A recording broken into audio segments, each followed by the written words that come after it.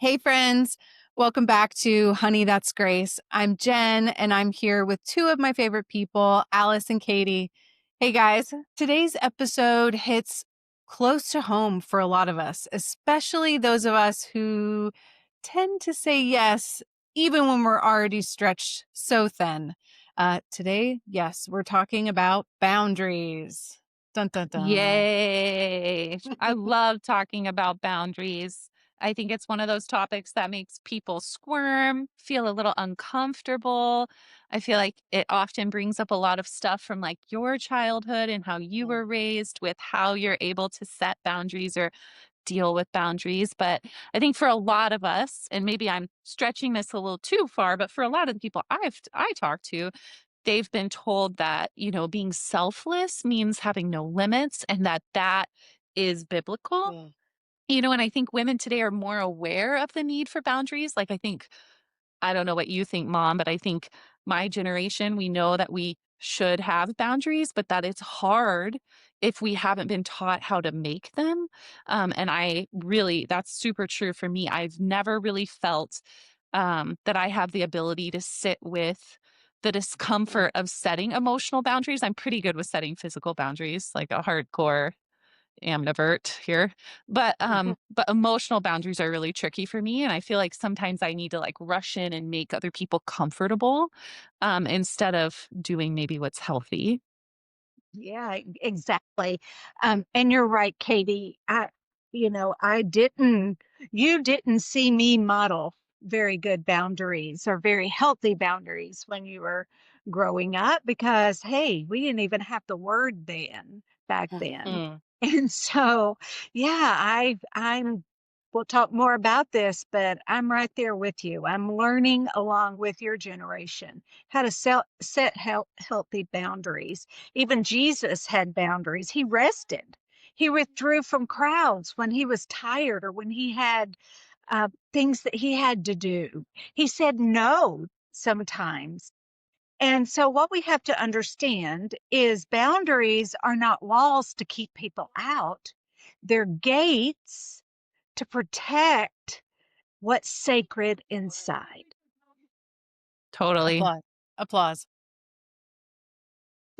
That's really good. I remember a season in my life when I was saying yes to everything. I really enjoyed volunteering at church and being, in the little helping in the coffee shop there, and then everything with work, and then the kids, and just everything, and then going to church and participating that way. And I just remember thinking, why am I so exhausted? And then eventually it became, I don't even want to do this. I was more resentful than anything. And it wasn't that those things were bad. Those are all great things, but I think it was doing them without the limits, like Hmm. placing limits on those. So let's talk about let's talk a little bit about that. Let's talk about that quiet exhaustion or loud exhaustion when your calendar is so full, and really your soul feels empty, right? So, Katie, Hmm. what's going on beneath all of that? Well, I think it's really sneaky because I think it can all look good from the outside. And like you said, like all those things that you were super, you know, committed to weren't bad. They were really good, serving at church, volunteering, working. I know how hard you work. I know the hours you put in. You homeschool. You're a boss, right? But saying yes to everyone can lead to burnout, you know? And I think for a lot of us, well, for me especially, if we're saying yes or just going, or not even just like knowing how to edit ourselves, Mhm. sometimes we're doing this out of guilt or fear instead of a calling or like what's wise, And I think boundaries help us give from a full cup, not from an empty one. And I think if we don't have time to be in relationship and we're just running ourselves ragged, I think we're going to get to that place where we're Yeah. just completely exhausted. And, I think my husband and I really struggle with this. We're like really capable people and we can do a lot. But I think over the past 2 years, we've really had to ask ourselves several times, like, but is this wise? should we, do this? And I think that's really hard to edit good things out of your life. Mhm, exactly, Katie. Um, Resentment, I think we need to talk about that for sure. It can indeed be a strong indicator. It kind of acts like a feedback mechanism. It's an emotional cue that something is wrong in a relationship or a situation, and that that a personal boundary that we have has been violated. When you feel when you feel resentful, it typically signifies that your needs or your values Mm. or your limit Mhm. haven't been acknowledged or respected. And these feelings are prompting you to reassess your boundaries and address the infringement. On the other hand, I think if we start feeling frustrated at the people we love, it might not be that they're doing something wrong. It might be that you or me Mhm. said yes when I should have said maybe not right now. Mhm. Yeah, or even just, like, said, like, your needs, like, Mm. sometimes when I don't set good boundaries or, like, say, "This is what I need," or "This is how I'm feeling," then I feel resentment, like the other person should have been able to read my mind or know exactly what I need. Like, yes, I might have said yes, that I can do all this and pull all this off, but I can't, and now I'm struggling, and now I'm mad at you. You know what I mean? I Abs- agree with you that it's a complete I think resentment is such like a, you know, flag to like recognize in yourself like, "Oh, ugh," you Yep, know? Yeah, absolutely. that's right. I Yeah. can think of times that I agreed to do something or agreed to help with something, because I didn't want to, like, disappoint or anything. Like, I could think of this time, it was for this marriage conference at church, and they asked me to make the desserts. And they're like, "Oh, well, it's 140 people." And I was like, "Oh, okay." So I made individual dessert cups. One was like banana pudding, and one was like a chocolate one, and one was a strawberry shortcake, like all these different ones. And I like was so exhausted, but I was like, I can't, I have to do it. I just got Mhm. back from traveling for work, and I was like, "No, no, no, I have to get this done." And I showed up to the event because I didn't want to disappoint. So I like made all these, showed up early, and I was just contributing to the desserts. I wasn't the one making them. So I made so much, but I did it because I didn't want to disappoint anyone. But anyway, so then I was kind of like, wait, what? I made all these things and I was just Yeah. contributing. I totally misunderstood. But so then afterwards I was really obviously tired and frustrated and wasn't making it with the heart that I really wanted to. Yeah. But I'm sure that the people saw, I'm sure that you did please and you didn't disappoint and your heart was in the right place. But maybe that was a little extreme considering all the busyness that was going Yeah. on in your life right then. Yep. Yep. Man, it's so hard too to like sacrifice, like that that piece of like I wanna make others happy. I don't wanna disappoint. And I don't know like Yeah. if that is like something that just runs in our family, but I think every single one of us I we just modeled that. we Yeah. just want to make sure that people around us feel like we are doing our fair share. And I Mhm. think sometimes it gets all of us in trouble with, I can think of like, as we're talking, like so many examples of times when I've set beautiful boundaries and times when I've done what you're talking about, Jen, like Yeah. gave way more. And I think you said an interesting piece in there, or at least I think I heard this that, maybe you were serving others and you were serving God, but there was maybe like a piece where it kind of got lost. And I think for me, that's always kind of what I notice when I feel like, oh my gosh, I just got rampaged because I didn't set good boundaries. There's always this component of kind of like I lost sight of why I was doing it. Do you know what I Mhm. mean? Like maybe I was giving way too much to others and losing sight of who I'm actually serving. And I think what your beautiful example, because I know you're such like a giving person, is like boundaries protect, like if you had set better boundaries or maybe clarified in that moment, um, it would have protected not just your schedule, but also your energy Yeah. and like your goodness. Like I'm sure it just wiped you, and like it would have protected your capacity. Like I don't know. Obviously, our listeners don't know us very much, but like Yet. you are the busiest human I know. And I think boundaries like protect all those things. I think they also protect your relationships. Yeah, that's true. Yeah, and I think we just need to remind ourselves and everybody that is listening that, honey, that's grace. You know, Mhm. God God knows our hearts, and that's the beautiful thing about it. We might make a mess of it down here, but God knows our hearts. He knows it. He knows when we are really wanting to please Him, which also pleases other people.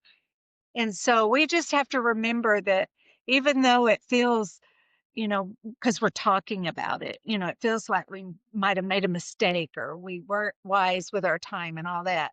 But honey, that's grace. I love it. You're so Right. right. And I remember seeing your pictures of your beautiful desserts, Jen. It was Oh, good. yes. It I was a good wanted to time. eat them. Well, let's talk about the why. I mean, I think we kind of hinted on it a little bit there, but why do we say yes when everything in us is saying, "What are you doing? You don't have time for this." It's a good question. And I think everybody kind of has to look at their own hearts and ask God to help them kind of muddle through all the baggage that we have. But I know for me personally, it's about belonging or approval. Mm, You know, this baggage with me throughout life. And I so want people. I so want to be loved and valued and respected and seen as a dependable, capable woman. And so I think that probably there's many people like me, and you might agree or disagree, but I think it's we equate being needed with being worthy. And mhm. so I think, but boundaries, I think actually help love thrive. Wouldn't you agree? Mm, That the mhm, healthiest relationships that we're in is one with healthy boundaries.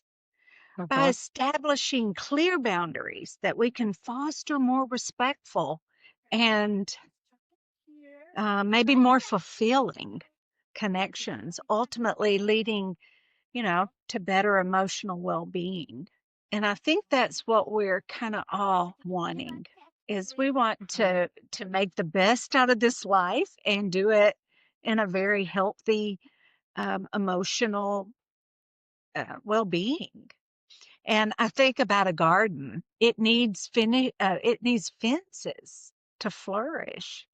And without them, everything gets trampled, Yeah. right? Yeah, what a beautiful metaphor. I love that. I think sometimes it's hard in the moment. Like I was just you guys are gonna laugh at this because it's so not what I'm good at. But we just started at this beautiful new church, so loving, so wonderful. But one of the children's leaders is going on like a little maternity break. And so I was asked to like fill in to the role of leading like a Sunday, it's like every fourth Sunday or something. And I was so proud of myself because I said no. And usually in the past, I would have done it and hated it. But I Mm, was like, I'm running two homeschool co-ops. But I think what I'm connecting with mom is the idea of like belonging and wanting to say yes so that you get other people's approval and like you fit in and make friends but I think boundaries really help clarify responsibility, what's mine to carry and what's not, and mhm. I think Galatians is one of my favorite books. But Paul writes, carry each other's burdens. Then a few verses later, it's like each one should carry their own load. So I think it's really a balance. And one of the things that I love about this life with Jesus is like mom said earlier, we don't have to get it all right.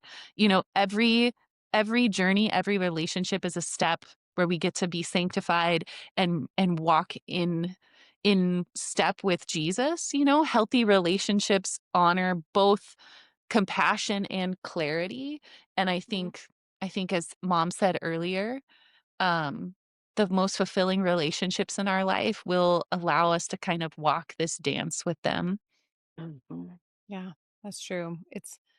It's not unkind to Mm-mm. protect your peace, and it's really faithful stewardship of your energy and your calling and your heart, these boundaries. So, yeah. Mm. Yeah, I think exactly, and I think we've been talking about having boundaries, but I think for a lot of us, we have all those stories of, like, when we didn't have Mm. boundaries, Mhm. when we ended up trying to, play God and hold everything together and control it all, solve every problem, think we could make everybody happy or be friends with everyone, you know? Um, yeah, but there's only one savior. It's not me, it's not you. We aren't supposed to be everything for everyone, and we certainly can't do it all. And even though that's challenging in the moment to like say no to helping out at church, it's like really freeing afterwards, to be able to recognize my limits and my capacity. Um, yeah, and create those healthy boundaries. Yeah, yeah, absolutely, Katie. Boundaries remind us of that truth. That is God, and we are not, right? Sometimes Yep. we just need to hear Yeah. that. Yeah, yeah, we do. We need to be given the freedom to be like, "No." Yep. That's good. Okay, let's make this practical. Mhm, What does this actually look like in real life?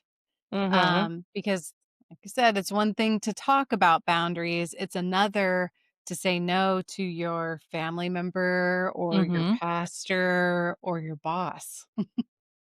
Yeah, Mhm. absolutely. I think this is the real life part. I'm glad that we're talking about this because sometimes when we get stuck in like why it's all good, it can be frustrating to be like, okay, but yeah, like I agree with you. Like, what do we do? And I think, for me personally, but also what I talk a lot about in therapy is the pause.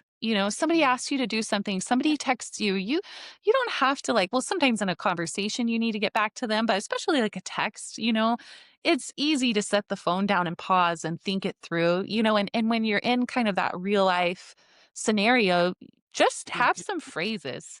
For me, one of my phrases, such a great one is like, I'll talk to Ben about that and get back to you.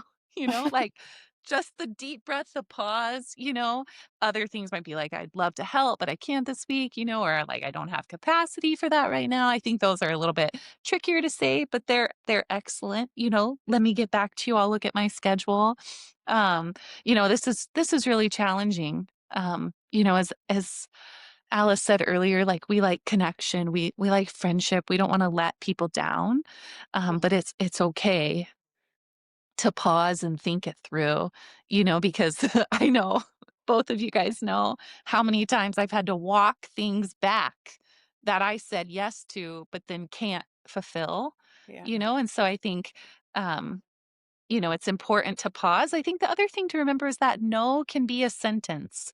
We don't actually have to give people reasons.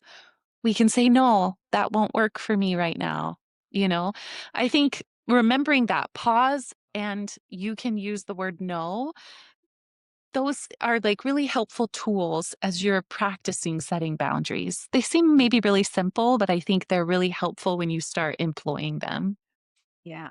Yeah, good, Katie. You don't owe everyone a detailed explanation. That is so Right. hard for me Mm. because when I get the courage to say no and to respect my own personal boundaries, sometimes feel like I need to explain why. Why am I saying no?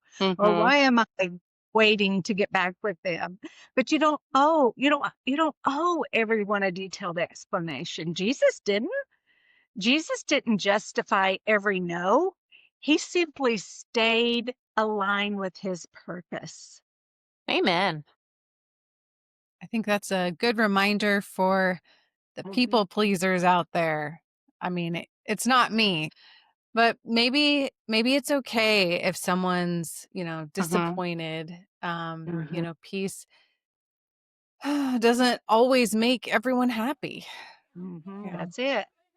Yeah, peace doesn't always please others, but it always protects your purpose. One of my favorite scriptures says, very early in the morning, while it was still dark, Jesus got up, left the house, and went off to a solitary place to pray. When the disciples found him, they said, everyone is looking for you. And Jesus replied, let's go somewhere else.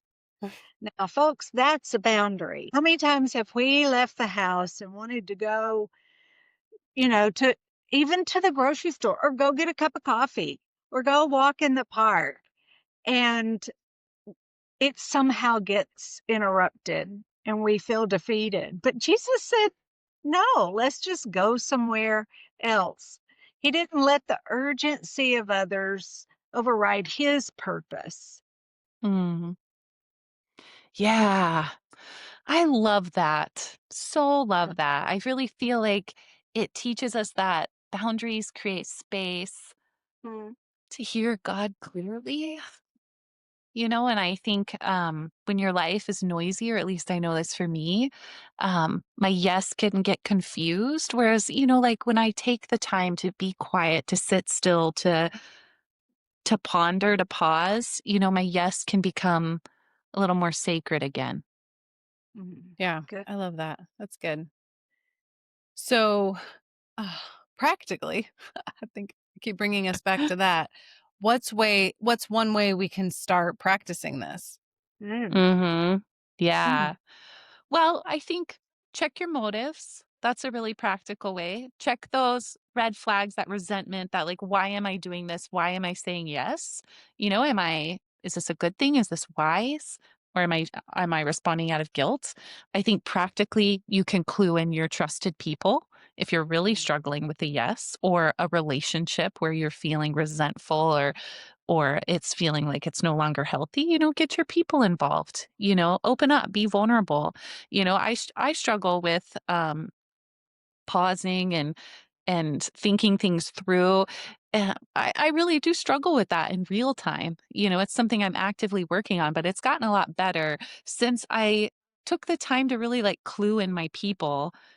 I feel like I've called both of you guys to talk about things that are frustrating, and helping me kind of sort through, you know, what's going on. And I actually remember, Mom, like 2 years ago, I called you on a walk crying, and you helped me see where my boundaries had gotten so out of place, where I was putting my kids above my husband, you know?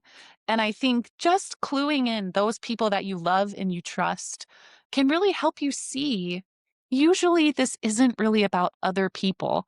I'm sure people are jerks or rude or tough, but it's really more about us Hmm. and how Mm. we're responding to the situation. And so I think, practically, pray about it, connect with your people, check your motives, pause, say no. These are all really great practical tools to start employing. Yeah, absolutely. Um, for me, I must be prepared for reactions.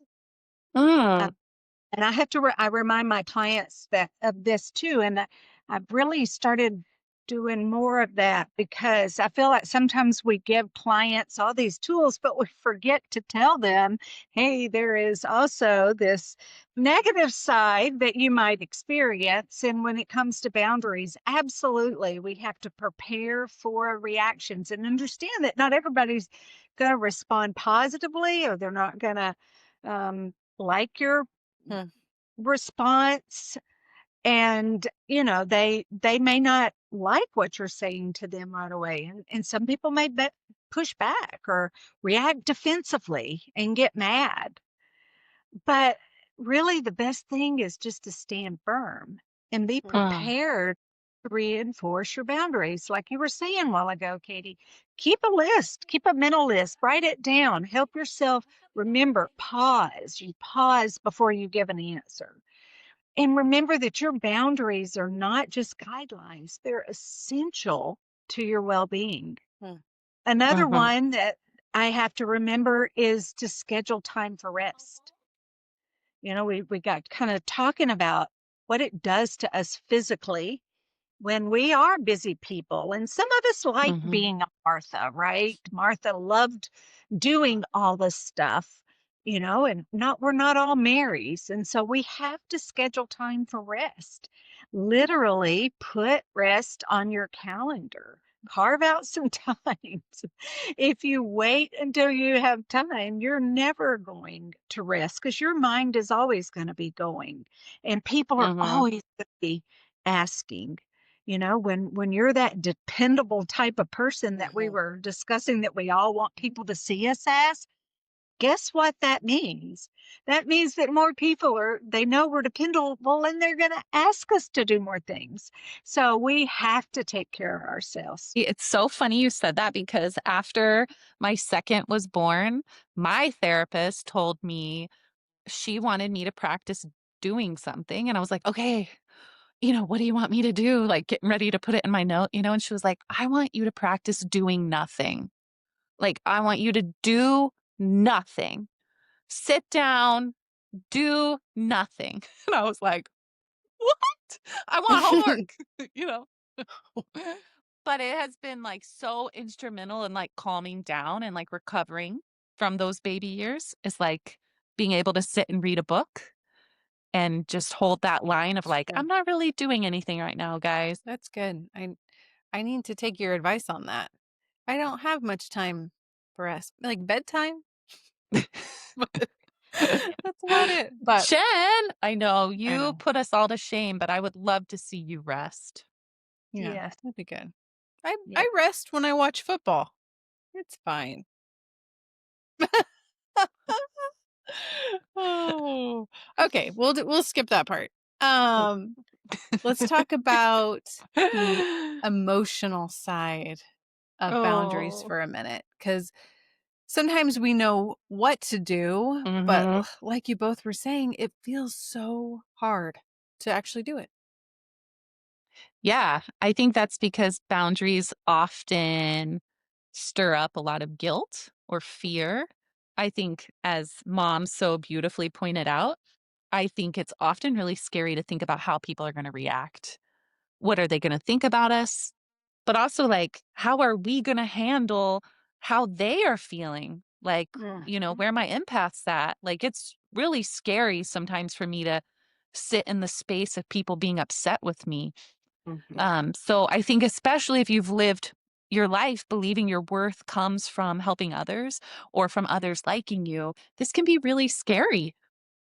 Mhm. Yeah, that's a good word, Katie. That's a good reminder. And I can see that in my life all the time about how it's real bumpy for a while, and then all of a sudden, peace. And Mhm. boundaries aren't rejection; they're redirect. If you're listening in your car or folding laundry or hiding in the bathroom, for 5 quiet minutes, just pause and think about one place in your life that feels really heavy right now and think about what boundary might grace look like there. Mm. Mhm. I know that's weird, but just pause for a second and think about that. Sorry, mom, were you about to say something? Well, I think I was just going to jump in and answer what came to my mind. Is maybe it's saying no to something good, but you realize it's not yours to carry, or maybe Mhm. it's creating space for Sabbath rest. Maybe it's finally asking for help. Mm. That's not always easy for people. We could go into that. We could go on that trail some other time, Mhm. what it feels like when you have to ask for help, all those emotions and all. But practically speaking, I think we can say, things like, I care about you, but I won't tolerate being spoken to that way. I'm stepping away from this conversation right now.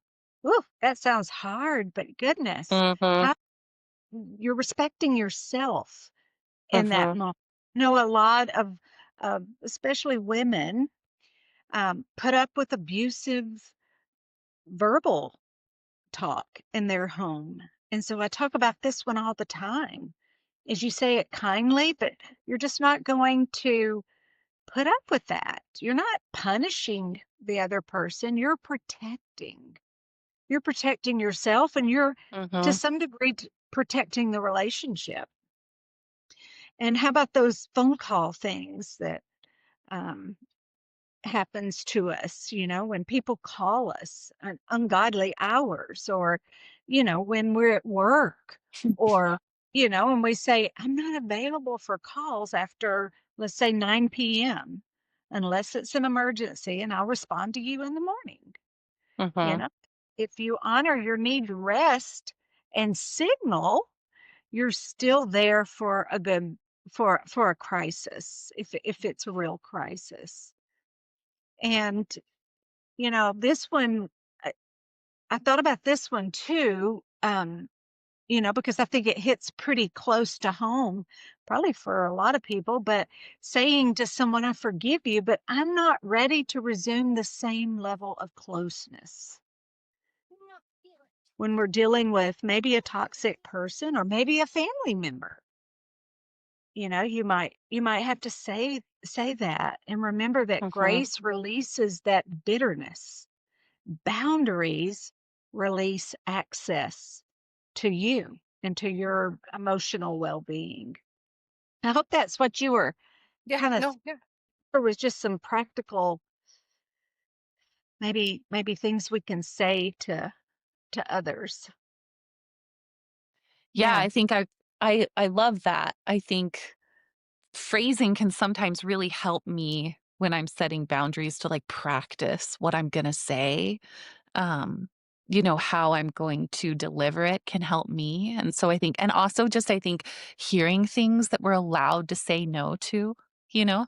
Because I think a lot of times we think we have to say yes to everything, and I think whatever it is that, our listeners or the people we love are feeling burdened with or places where grace needs to meet them, I just want to send out a reminder that, like I've really been thinking about this a lot lately. It's been on my mind, but that, you know, Jesus is really into you and it's okay for you to protect, you know, yourself and to remember that he just deeply loves you as his daughter, and I think he doesn't just call you to love others, he does, but I think he also wants you to remember how valuable you are to him, and I think boundaries are one of the ways you honor that love, and I think sometimes we talk about boundaries, like we need to set boundaries. This is kind of a tangent, um, but I think we also need to remember to honor other people's boundaries too,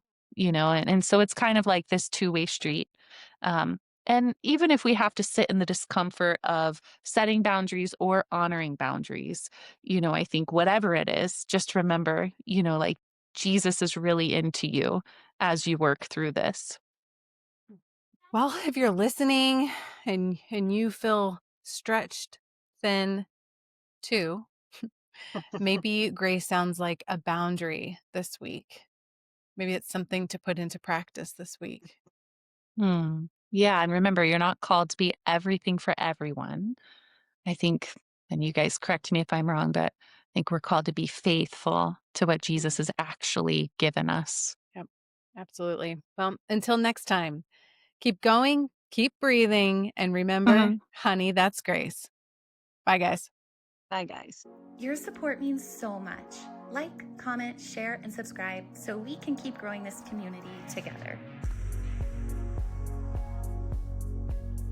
Honey, That's Grace is for informational purposes only and is not professional therapy, legal, or medical advice. Please consult a qualified professional for guidance specific to your situation.